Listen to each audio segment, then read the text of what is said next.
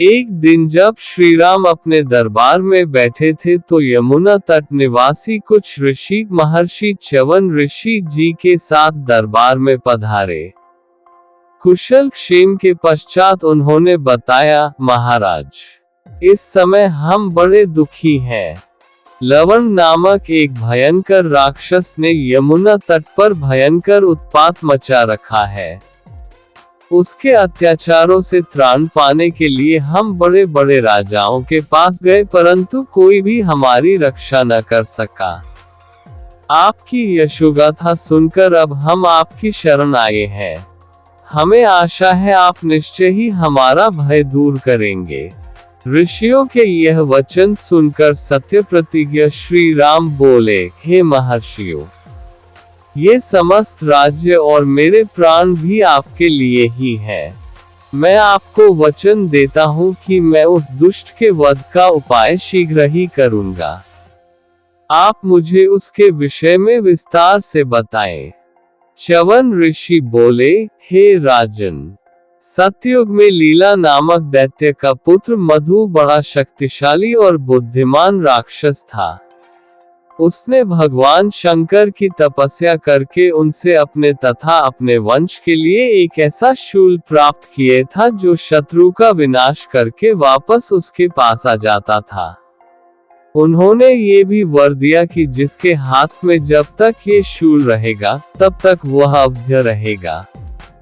उसी मधु का पुत्र लवण है जो अत्यंत दुष्टात्मा है और उस शूल के बल पर निरंतर हमें कष्ट देता है।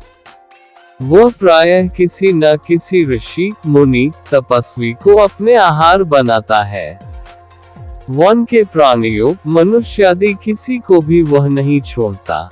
ये सुनकर राम ने सब भाइयों को बुलाकर पूछा, इस राक्षस को मारने का भार कौन अपने ऊपर लेना चाहता है? ये सुनकर शत्रुघ्न बोले, प्रभु, लक्ष्मण ने आपके साथ रहते हुए बहुत से राक्षसों का संहार किया है। भैया भरत ने भी आपकी अनुपस्थिति में नंदीग्राम में रहते हुए अनेक दैत्यों को मौत के घाट उतारा है। इसलिए लवणासुर के वध का कार्य मुझे सौंपने की कृपा करें। श्री राम बोले, ठीक है, तुम ही लवणासुर का संहार करो और उसे मार के मधुपुर में अपना राज्य स्थापित करो। मैं तुम्हें वहां का राज सिंहासन सौंपता हूँ। फिर उन्होंने शत्रुघ्न को एक अद्भुत अमोघ बाण देकर कहा, इस अद्भुत बाण से ही मधु और कैटभ नामक राक्षसों का विष्णु ने वध किया था। इससे लवणासुर अवश्य मारा जाएगा। एक बात का ध्यान रखना कि वह अपने शूल को महल के अंदर एक प्रकोष्ठ में रखकर नित्य उसका पूजन करता है। जब वह तुम्हें अपने महल के बाहर दिखाई दे तभी तुम उसे युद्ध के लिए ललकारना। अभिमान के कारण वह तुमसे युद्ध करने लगेगा और शूल के लिए महल के अंदर जाना भूल जाएगा। इस प्रकार वह रणभूमि में तुम्हारे हाथ से मारा जाएगा। बड़े भाई की आज्ञा पाकर शत्रुघ्न ने विशाल सेना लेकर श्रीराम द्वारा दिए गए निर्देशों के अनुसार लवणासुर को मारने की योजना बनाई।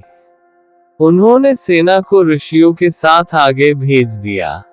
एक माह पश्चात उन्होंने अपनी माताओं, गुरुओं और भाइयों की परिक्रमा एवं प्रणाम कर अकेले ही प्रस्थान किया।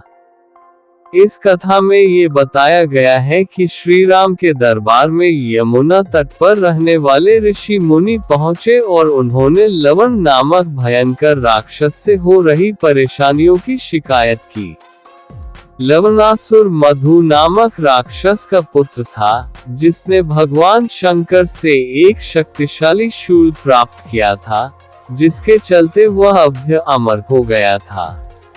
लवणासुर इस शूल की ताकत से निरंतर ऋषियों, मुनियों और अन्य प्राणियों को परेशान कर रहा था। ऋषियों की बात सुनकर श्रीराम ने अपने भाइयों से पूछा कि इस राक्षस को मारने की जिम्मेदारी कौन लेगा। तब शत्रुघ्न ने स्वयं आगे आकर लवणासुर का वध करने की इच्छा जताई। श्री राम ने शत्रुघ्न को एक अद्भुत बाण दिया, जिससे पहले मधु और कैटब नामक राक्षसों का वध हुआ था, और उन्हें निर्देश दिए कि लवणासुर को तभी युद्ध के लिए ललकारे जब वह महल के बाहर हो, क्योंकि उसका शूल महल के अंदर रखा होता था और अभिमान के कारण वह बिना शूल के ही युद्ध करने आ जाएगा। शत्रुघ्न ने श्रीराम के निर्देशों का पालन करते हुए अपनी सेना को आगे भेजा और फिर अकेले ही लवणासुर से